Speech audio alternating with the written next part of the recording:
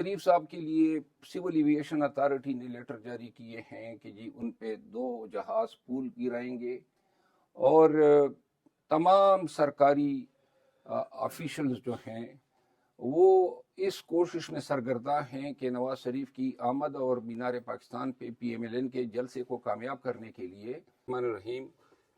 سب سے پہلے اس short notice پہ آپ سب کی آمد کا میں تھے دل سے شکر گزار ہوں، اور آج کی اس پریس کانفرنس کے 2-3 اغراض و مقاصد ہیں۔ سب سے پہلی بات جو میں اس پریس کانفرنس کے ذریعے آپ سب کے سامنے اور آپ کے توسط سے عوام پاکستان کو پہنچانا چاہوں گا وہ یہ ہیں کہ نواز شریف کی آمد جس انداز میں ہوئی اور جو ٹریٹمنٹ ان کو عدالت کی طرف سے دی گئی، یہ اس کی نظیر ہمارے پاکستان کی جوڈیشل ہسٹری میں نہیں ملتی ہے۔ یہ ضرور پایا جاتا ہے قانون کی کتابوں میں کہ اگر کوئی شخص ملزم قرار دیا جائے اور وہ تاخیر سے آئے تو اور جس شخص کے ابھی تک ٹرائل نہ ہوئے ہو وہ اس شخص کو جو ہے پروٹیکشن بیل ماضی میں دی گئی ہیں، لیکن ایسی کوئی نظیر نہیں ہے کہ ایک شخص جس کو سزا ہوئی ہو 2 کیسز میں، جس کی اپیل خارج ہو، جو 426 کے تحت سزا معطل کروا کے 4 ہفتے کے بانڈ دے کے بھاگا ہو، اور جب یہ 4 سال کے بعد واپس آ رہا ہے تو ان سے یہ نہیں پوچھا جاتا ہے کہ آپ نے اپنی ضمانت کے بانڈ کو جو ہے فورفیٹ کروایا، اس کو جمپ اوور کیا، آپ نے ضمانت کے شرائط وائلیٹ کیے، آپ نے قصداً آپ یہاں دبئی بھی آتے رہے، سعودی عرب بھی آتے رہے، دنیا بھر میں گھومتے رہے، لیکن پاکستان آنے کا آپ نے نہیں سوچا۔ اس معزز عدالت ہائی کورٹ اسلام آباد کی احکامات کی قطعاً کوئی پرواہ نہیں کی، اور یوں اپنے اندازے سے اپنے طریقے سے آپ نے خود ہی ٹائم چن لیا،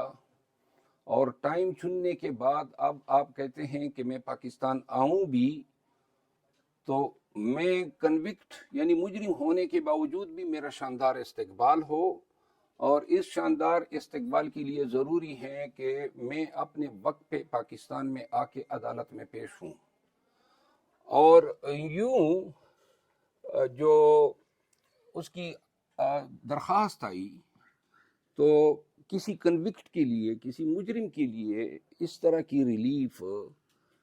جو ہیں وہ ہماری جوڈیشل ہسٹری میں جو ہیں وہ اس کی نظیر نہیں ملتی ہیں، اور جس پہ ہم افسوس کا اظہار کرتے ہیں۔ پاکستان تحریک انصاف کے چیئرمین عمران خان نے جیل میں 2-3 دفعہ کہا تھا کہ یہ ان کی آمد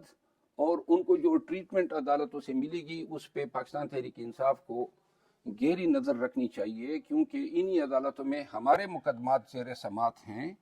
اور ہمارے ساتھ جو ٹریٹمنٹ ہو رہی ہے، جو یارڈ سٹک ہمارے لیے استعمال ہو رہے ہیں، یا جو قانون کے مطابق ہمارے ساتھ سلوک ہو رہا ہے، وہ اس سے قطعاً مختلف ہیں جو ٹریٹمنٹ نواز شریف کو دی گئی۔ میاں نواز شریف صاحب کے لیے سول ایویشن اتھارٹی نے لیٹر جاری کیے ہیں کہ جی ان پہ 2 جہاز پول گرائیں گے، اور تمام سرکاری آفیشلز جو ہیں وہ اس کوشش میں سرگردہ ہیں کہ نواز شریف کی آمد اور مینار پاکستان پہ پی ایم ایل این کے جلسے کو کامیاب کرنے کے لیے کس طریقے سے جو ہیں گاڑیاں ارینج کر کے لوگوں کو پنڈال تک پہنچایا جائے۔ تو لہٰذا ان کی جب لندن سے روانگی ہوتی ہے تو نظر آتا ہے کہ پاکستان کے ہائی کمشنر جو ہیں وہ ان کے ہم رکاب ہیں۔ آج تک پاکستان کی تاریخ میں کسی بھی مجرم اشتہاری کو اس طرح لندن سے روانگی کے وقت کوئی آفیشل پروٹوکول نہیں ملا ہے۔ اب آنے سے قبل ہی مین سٹریم میڈیا پہ ان کے پرائم منسٹر کے اشتہار چل رہے ہیں، اور یہ بھی کوڈ آف کنڈکٹ الیکشن کے لیے اس کی خلاف ورزی ہے۔ لگتا یہ ہے اور باور کرایا جا رہا ہے کہ میاں نواز شریف پاکستان کے سفید و سیاہ کے مالک بن چکے ہیں، اور یہ تمام کوششیں، تمام امپریشنز ہونے والے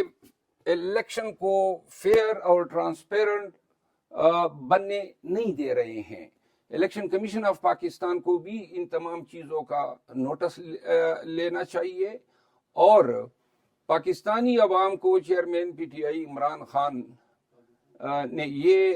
گزشتہ ملاقات میں پیغام دیا تھا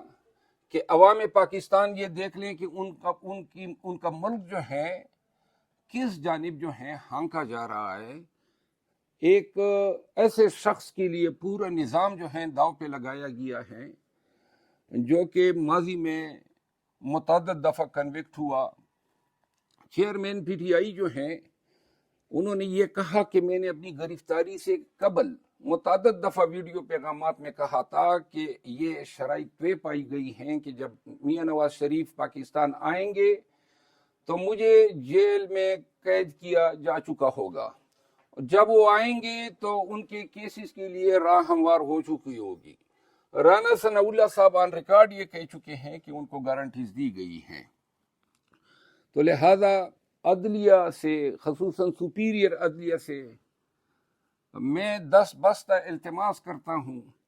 کہ نظامی انصاف میں وکلاء بھی سٹیک ہولڈرز ہیں، اور اگر عدالتوں کے امپارشیلٹی پہ کوئی سوال اٹھتا ہے یا لوگوں کا فیتھ جو ہے یا ان کا عقیدہ نظام انصاف پہ کمزور ہوتا ہے تو انڈائریکٹلی اور ڈائریکٹلی وکلاء بھی متاثر ہوتے ہیں۔ ہم چاہتے ہیں کہ ہماری عدالت عالیہ اسلام آباد ہائی کورٹ کو اس نظر سے نہ دیکھا جائے کہ گویا اتنی بڑی عدالت جو ہے وہ